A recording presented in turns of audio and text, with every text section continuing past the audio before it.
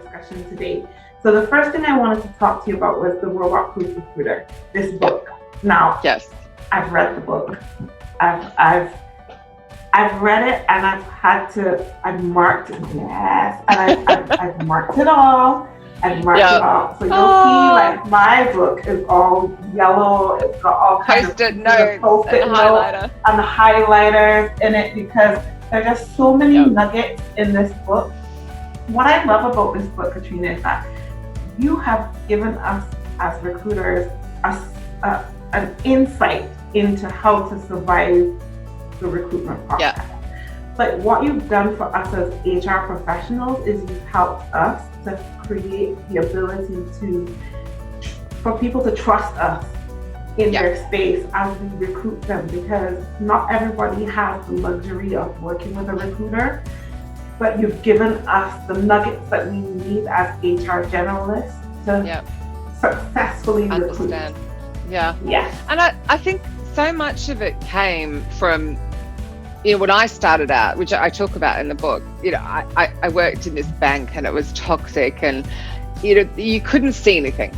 The internet hadn't yet disrupted. You didn't have search engines. So you didn't have this ability to see jobs or be found.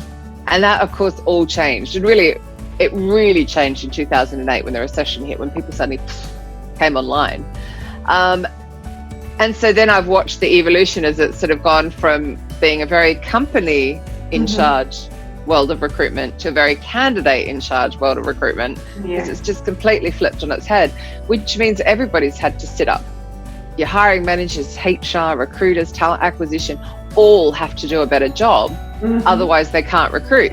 But then along comes this sort of technology vendors who are saying, but we can do your job for you. And I'm going, no, you can't. It's complicated. There are so many human skills involved in recruiting somebody.